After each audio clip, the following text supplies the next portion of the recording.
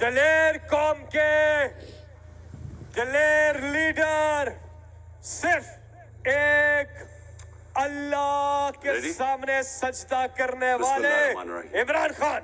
ایاک نعبد و ایاک نستعین. میں آج جتنے بھی آپ لوگ وزیر آباد میں جمع ہیں، میں پہلے تو آپ سب کو سلام کرتا ہوں.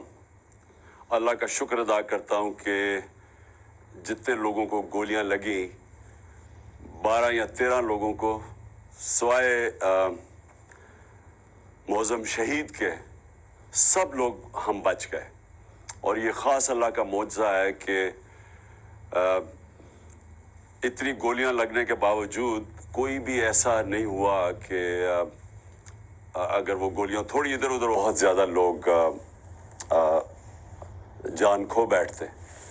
تو میں آج اپنے سارے جو آج یہاں آئے ہوئے ہیں وزیر آباد میں، آپ کے لیے بھی اور جو بھی میرے پاکستانی دیکھ رہے ہیں، میں آپ سب کو مخاطب ہوں. سب سے پہلے یہ جو حادثہ ہوا، یہ جو حادثہ نہیں، یہ جو پلان کر کے مجھے قتل کرنے کی کوشش کی گئی، میں پھر پہلے واضح کر دوں کہ یہ سپٹمبر میں پلان بنا تھا. سپٹمبر میں پلان بنا تھا. 24 سپٹمبر کو اس پلان کا میں نے پبلک جلسے کے اندر میں نے یہ بتایا کہ یہ پلان بنا ہے. میرے خیال میں جلسہ رحیم اور خان تھا کہ یہ کس طرح دینی انتہا پسند کے اوپر ڈالیں گے. پلان بنا تھا ایجنسی، یہ جو جنرل فیصل، اس نے، اور یہ جو 2 نون لیگ کے جو قاتل ہیں، ماڈل ٹاؤن میں انہوں نے قتل کیے لوگوں کو، دن دہاڑے قتل کیے لوگوں کو، گولیاں مروائیں پولیس سے. شہباز شریف نے ایکسٹرا جوڈیشل کلنگ، پولیس مقابلے میں لوگ مارے، اس کی ہیومن رائٹس نے اس کے اوپر پوری رپورٹ دی ہوئی ہے. رانا ثناء اللہ کے اوپر جو 18 قتل ہیں، یہ عابد شریف کے باپ نے کہا ہوا ہے. تو یہ قاتل ہیں. انہوں نے مل گئے یہ جنرل فیصل کے ساتھ، انہوں نے یہ پلان کیا. پلان کیوں کیا؟ کہ اگر دینی انتہا پسند مارے گا تو ان کے اوپر سے ساری ذمہ داری اٹھ جائے گی. اس کا مطلب کہ عمران خان نے لوگوں کو کوئی توہین مذہب کیا، کوئی اس نے توہین رسالت خدا نخواستہ کی، اس کی وجہ سے یہ ایک اشتعال میں آ کے ایک دینی انتہا پسند نے قتل کیا. یہ سارا پلان تھا. ہمیں پتہ تھا. میں نے 2 جلسوں میں پبلک کو بتایا کہ یہ پلان بنا رہے ہیں، اور یہ پلان پھر وزیر آباد میں سامنے آیا.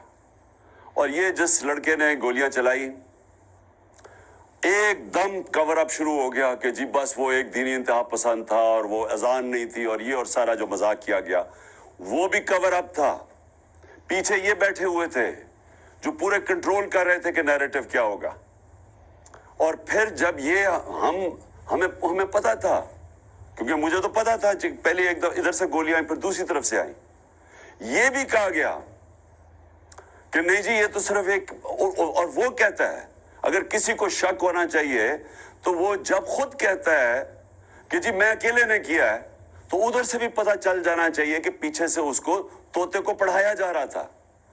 اور اب جب فورینزک ہوا ہے اس کنٹینر کا، تو واضح ہو گیا کہ 2 مختلف قسم کی گولیاں استعمال ہوئی، یعنی 2 شوٹر تھے. تو جو سارا ان کا پلان بنا ہوا تھا کہ سلمان تاثیر کا قتل ہوا، دینی انتہا پسند نے کیا، وہ سارا وہ ختم ہو گیا.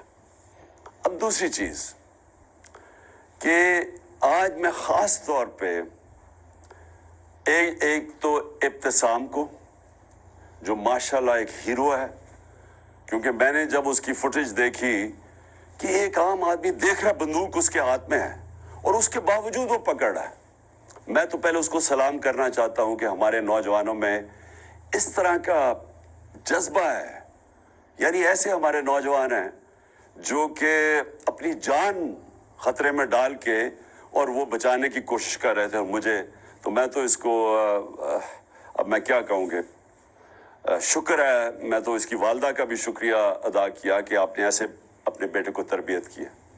دوسرا جو سب سے بڑی ٹریجڈی تھی وہ معظم شہید کی تھی، اور وہ ہم سب سے دیکھی نہیں گئی وہ تصویریں کہ 3 بچے اس کے بیٹھے ہوئے ہیں اور باپ کو جگانے کی کوشش کر رہے ہیں. اور میں پھر سے کہہ رہا ہوں کہ ہم انشاءاللہ پوری ذمہ داری ان بچوں کی ساری زندگی تک لیں گے. اب میں اپنی ساری قوم سے جو 2-3 آج باتیں کرنا چاہتا ہوں. پہلے تو یہ اب ہماری مارچ رکے گی نہیں. ہماری حقیقی آزادی کی جو تحریک ہے وہ رکے گی نہیں, وہ انشاءاللہ اور زور پکڑے گی. کیونکہ یہ جو اس کے بعد ہوا, اب میرے ذہن میں کوئی شک نہیں کہ جب تک اس ملک کے اندر ہم انصاف نہیں لے کے آئیں گے, ہم حقیقی طور پہ آزاد نہیں ہوں گے. اور ہم حقیقی طور پہ جب تک آزاد نہیں ہوں گے, یہ ملک میں خوشحالی نہیں آنے لگی. یہ اگر کسی کا خیال ہے کہ جنگل کا قانون ہو اور ملک خوشحال ہو جائے, خواب کے اندر تو ایسے ہو سکتا ہے, یا لوگ خواب دکھا سکتے ہیں, لیکن جو دنیا کا معاشرہ ترقی کرتا ہے وہاں سب سے پہلے انصاف قائم کرتا ہے. میرے نبی صلی اللہ علیہ وسلم نے مدینہ میں سب سے پہلے عدل اور انصاف قائم کیا, پھر اس کے بعد خوشحالی آئی. عدل اور انصاف انسانوں کو آزاد کرتا ہے, طاقتور کو قانون کے نیچے لے کے آتا ہے. اور کیا ہوا اس کے بعد؟ جو مجھے پتا ہے, یہ میجر جنرل فیصل اس کے پیچھے تھا. مجھے پتا ہے کہ جب سے میجر جنرل فیصل آیا اور ساتھ اس کے فہیم آیا ہے, انہوں نے تب سے ہمیں اس طرح دہشت گردوں کی طرح انہوں نے ہمارے اوپر ظلم کیا. یہ ہمیں پتہ ہے ان کی بیک گراؤنڈ کیا ہے. بلوچستان میں انہوں نے دہشت گردوں کو کہتے تھے جی بڑا یہ تکڑے ہیں. اللہ معافی دے کہ اگر یہ اس طرح کے لوگ ہیں, دہشت گردی کم نہیں ہوگی. ان کی حرکتوں سے دہشت گردی بڑھے گی. جو ہمارے سے انہوں نے کیا ہے, جو صحافیوں سے کیا ہے, جو ارشد شریف سے انہوں نے کیا ہے. ارشد شریف کی مجھے پتا ہے, ارشد شریف جب مجھے کہہ رہا تھا کون کون اس کو دھمکیاں دے رہا تھا, جو ملک سے باہر گیا ہے. اور ارشد شریف میں بعد میں بات کروں گا. اس سے پہلے اعظم سواتی سے جو انہوں نے کیا, یہ جب سے یہ آیا ہے میجر جنرل فیصل, تب سے صحافیوں کو, سوشل میڈیا کو, ٹی وی چینلز کو دھمکیاں کہ جی عمران خان کی پروجیکشن نہیں کرنی. اور تب سے انہوں نے فیصلہ کیا کہ یہ اب ہمیں جس طرح دہشت گردوں کو خوف دلاتے ہیں, دہشت دلاتے ہیں, وہ انہوں نے ہمارے ساتھ کیا. یہ جو ایف آئی آر رجسٹر نہیں ہو رہی, میں پاکستان کا ایکس پرائم منسٹر ہوں, میں سب سے بڑی پارٹی کا سربراہ ہوں, میں اپنی ایف آئی آر رجسٹر نہیں کر سکا کیونکہ میجر جنرل فیصل کا نام آ گیا. یہ کوئی ایسا آدمی ہے جس کے اوپر پاکستان کے قانون ہی لگتے ہیں. اور ڈی جی آئی پی آر کہتا ہے کہ جی ہماری فوج کی توہین ہو گئی. فوج کی توہین تب ہوگی اگر فوج ایکشن نہیں لے گی. توہین تب ہوگی جب ایک ادارہ اپنے آپ کو قانون سے اوپر سمجھے گا. جب وہ یہ کرے گا کہ پرائم منسٹر کا اگر ایف آئی آر رجسٹر نہیں ہوتی, میں سوال پوچھتا ہوں کہ عام آدمی کی کیا حیثیت رہے گی اس ملک میں؟ ایک عام آدمی سے جب کوئی ظلم کرتے ہوں گے یہ لوگ, تو وہ کیا کرتا ہوگا, وہ کدھر جاتا ہوگا؟ اور یہ جب تک یہ جنگل کا قانون رہے گا یہ ملک ترقی نہیں کر سکتا. ہم آزاد نہیں ہو سکتے. انصاف حقوق دیتا ہے, حقوق انسان کو آزاد کرتے ہیں. یہاں تو prime minister, ex prime minister کے حقوق نہیں ہیں. میں ایف آئی آر رجسٹر نہیں کر سکتا اس میجر جنرل فیصل پہ, ان کے اوپر نہیں کر سکتا. یہ جو پرائم منسٹر اور یہ جنہوں نے, میں پھر سے کہوں, ماڈل ٹاؤن میں دن دہاڑے لوگوں کو قتل کیا تھا, جن کی ایکسٹرا جوڈیشل کلنگ کی کہانیاں ہیں, اگر ان کے اوپر ہم نہیں کر سکتے تو فائدہ کیا؟ کیا وہ جو لڑکا, وہ جو جس نے اپنے بیان بدلے ہیں, اور کیا وہ لگتا تھا دینی انتہا پسند؟ اسے ذرا دیکھیں, کیا وہ اس کی بیک گراؤنڈ ہے, کیا وہ اتنا کوئی دینی آدمی لگتا تھا کہ وہ جا کے کسی کو گولی مار دے گا؟ اور اس کو جس طرح طوطے کی طرح پڑھایا گیا ہے, سبق پڑھائے گئے ہیں, اور پھر جیسے ہی پتا چلا, اور جو ہم نے تو اوپر سے ہمارے گولیاں گزری ہیں, کہ جیسے ہی واضح ہو گیا کہ دوسرا شوٹر تھا, اس کا مطلب یہ جو سارا پروگرام بنایا ہوا تھا سپٹمبر میں کہ دینی انتہا پسند عمران کو قتل کرے گا کیونکہ اس نے توہین کر دی, وہ سارا ختم ہو گیا. اور میں اس لیے سپریم کورٹ کے چیف جسٹس کو آج مخاطب کرنا چاہتا ہوں. دیکھیں سر, آپ کی بہت بڑی ذمہ داری ہے آج پاکستان پہ. قوم آپ کی طرف اب دیکھ رہی ہے. قوم یہ دیکھ رہی ہے کہ پاکستان کا ex prime minister first information report अपनी दर्ज नहीं करवा सकता, जो उसका हक है। इन्वेस्टिगेशन हो, उसके बाद पता चल जाए कि क्या जी जो ठीक है या नहीं। मैं अपने सारे जो मुझे पूरा पता है कि ये प्लान कब से बना, कैसे बना, वो वीडियो किसने निकाली, किस एजेंसी ने वो वीडियो निकाली, कौन से एजेंसी के साथ ये जो वकार सती है इसने उसको उठाया, फिर किस तरह वो पीटीवी ने 4 दिन चलाई। अब पीटीवी 4 दिन इस तरह की चला रहा है वीडियो, इश्तियाल देने के लिए और प्लान करने के लिए कि जब ये कत्ल करेंगे तो कहेंगे जी तो इसने बड़ी तौहीन कर दी मजहब की। और उसके बाद ये जो नून लीग की ये जो वो दोनों मरियम, दोनों झूठी, और फिर ये जो जावेद लतीफ, इन्होंने जो प्रेस कॉन्फ्रेंस करते हैं, मैं तब से लगा हुआ हूं कहने कि इनका प्लान बना हुआ था कुछ और। इनको कोई दीन से ताल्लुक नहीं है।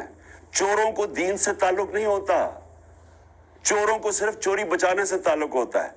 जब चोर दीन की बातें शुरू कर दे कि जी दीन से तौहीन होगी, तो पीछे कोई और गेम थी और वो वाज़ेह होगी कि थी। और इनके साथ मिल गया था ये मेजर जनरल फैसल, और इसकी टीम ने पूरी तरह ये सारा कुछ इन्होंने प्लान किया, सारा स्क्रिप्ट के मुताबिक किया।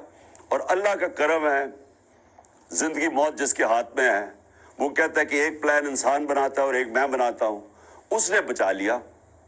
और मैं चीफ जस्टिस चाहता हूं साहब कि आप इसके ऊपर एक्शन लें। कौम आपकी तरफ देख रही है। यहां शहबाज गिल के ऊपर कस्टोडियल टॉर्चर हुई जब से ये फैसला आया, और वो शहबाज गिल इसका नाम लेता है। इसके नीचे लोगों ने की, कुछ नहीं हुआ। यहां आजम स्वाति से जो कस्टोडियल टॉर्चर हुई, उससे जो किया, सारी दुनिया में बदनामी हुई पाकिस्तान की, कोई सो मोटो एक्शन नहीं लिया गया। और जब आजम स्वाति की वो जो वीडियो के सेट निकला है, एक यानी मुल्क सोचता है कि हम इससे नीचे गिर सकते हैं।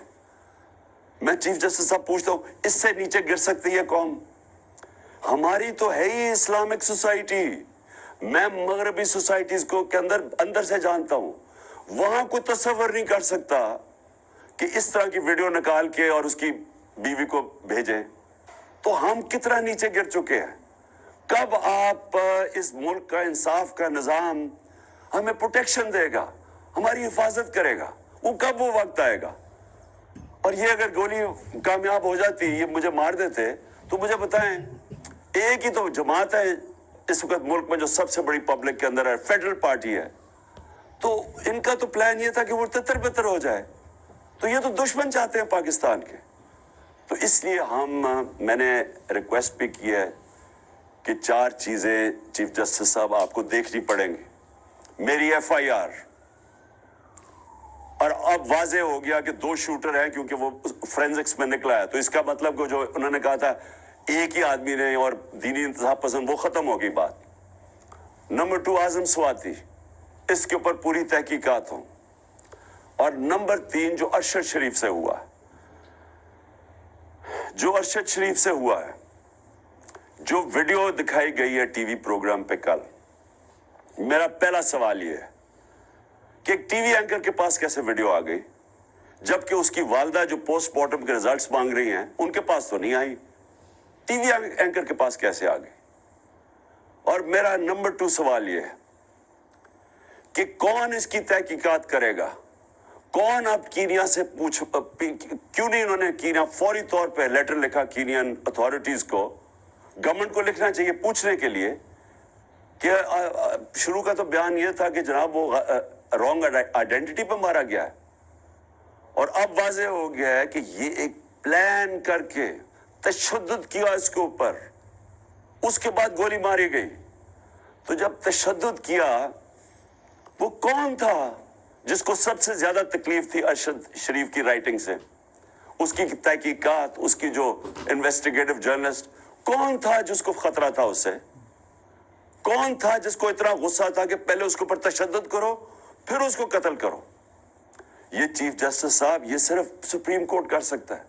हमें कोई एतमाद नहीं है। आप इन्वेस्टिगेटिव एजेंसीज इन कातलों के, इन चोरों के, मुजरिमों के हाथ में है। और ये जो आर्मी ऑफिसर है, इसके ऊपर किसको अब एतमाद है? मुझे पता है इन्होंने कवर अप कैसे किया। मुझे पता है कि आते साथ ही पंजाब पुलिस को किसने कंट्रोल कर लिया। गवर्नमेंट हमारी है, हम है पंजाब के अंदर, हमारी हुकूमत है, वो पुलिस कहीं और से कंट्रोल हो रही है। اور اب پولیس سے میں FIR نہیں رکوا سکتا، اور پھر کون سے کس نے جا کے اس کی ٹیپ ریلیز کی؟ یہ کون سی دنیا میں ہوتا ہے؟ ہم سر بنانا ریپبلک بننے جا رہے ہیں. بنانا ریپبلک کے اندر ادھر کوئی انصاف نہیں ہوتا، اس لیے وہ بنانا ریپبلک ہے. وہاں جنگل کا قانون ہوتا ہے، اور یہ جنگل کا قانون بننے جا رہا ہے. اور اس وقت یہ ملک کو بچانا ہے آپ نے. دیکھیں ملک اس وقت اداروں کے اندر، قوم جو ہے وہ اداروں کے اندر اعتماد کھو بیٹھی ہے. اس کو بحال کرنے کی ضرورت ہے. ملک اداروں کے بغیر نہیں چلتا. ادارے ملک کو چلاتے ہیں. مغرب میں اور ہمارے میں اور ڈیولپڈ ملک اور غریب ملکوں میں فرق ہی یہ ہے کہ ان کے ادارے مضبوط ہیں، کوئی قانون سے اوپر نہیں ہے. یہاں مذاق بنا ہوا ہے کہ جی ایک آپ نے آفیسر کے اوپر ہاتھ رکھ جی DGI ساری فوج کو بدنام کر دیا. یعنی یہ اگر سوچ آ جائے جس معاشرے میں، مجھے بتائیں اس سے زیادہ تو دشمن اداروں کا اور ملک کا ہو ہی نہیں سکتا کہ جی ہمارے ادارے کا نام ہی نہ لیں. میں کہہ رہا ہوں کہ یہ پیچھے تھا فیصل، مجھے پتا اس نے سارا کروایا ہے، مجھے پتا اس نے ماسٹر مائنڈ کیا سب کچھ. کیونکہ میں 3.5 سال پرائم منسٹر تھا، میرے نیچے تھی ایجنسیز، مجھے پتا کیسے چلتی ہیں ایجنسیز، مجھے اندر سے انفارمیشن آ رہی تھی. اور میں اگر پرائم منسٹر، ملک کا ex prime minister FIR register نہیں کر سکتا، اور اگر یہ کہنا کہ جی عمران اپنا سیاست چمکانے کے لیے کر رہا ہے، مجھے سیاست چمکانے کے لیے یہ کرنے کی ضرورت نہیں ہے. اس وقت سارے پاکستان کے اندر کہیں چلے جائیں، ایک اگر پارٹی کبھی بھی اتنی مقبول ہوئی ہے پاکستان کی تاریخ میں، وہ آج یہ پارٹی ہے. اور وہ یہ نہیں کہ میں نے کوئی بڑے کارنامے دیے ہیں، وہ ان چوروں کو دیکھ کے قوم ہماری طرف آ گئی ہے. اور اسی لیے ہمیں ضرورت نہیں پڑی کہ کسی کے اوپر الزام لگائیں تاکہ میری سیاست اوپر چلی جائے. یہ ملک کا مسئلہ ہے، اور چیف جسٹس صاحب یہ ملک کی فیوچر کا مسئلہ ہے، اور یہ فیوچر آپ کے ہاتھ میں ہے. اس ملک کی عدلیہ کے اوپر ساری قوم دیکھ رہی ہے. اس وقت لگتا ہی ہے کہ بس یہ جو چاہے گا، یہ فیصل جیسے لوگ جو چاہے گا، ان کے سامنے کوئی کھڑا ہی نہیں ہوتا. اور یہ ملک سے دشمنی ہو رہی ہے. ملک تب تکڑے ہوتے ہیں، میں پھر سے آپ کو کہوں، جدھر قانون کی حکمرانی ہوتی ہے. اور میں آخر میں خاص طور پہ پاکستان کی وکلا کمیونٹی کا خاص طور پہ شکریہ ادا کرتا ہوں کہ جس طرح وہ کھڑے ہوئے ہیں. اور مجھے خوشی یہ ہے کہ وکلا یہ سمجھ گئے ہیں کہ اب ان کی ذمہ داری ہے رول آف لا، قانون کی حکمرانی قائم کرنا پاکستان کی وکلا کمیونٹی کی ذمہ داری ہے. اور یہ ایک ڈیفائننگ مومنٹ ہے پاکستان میں.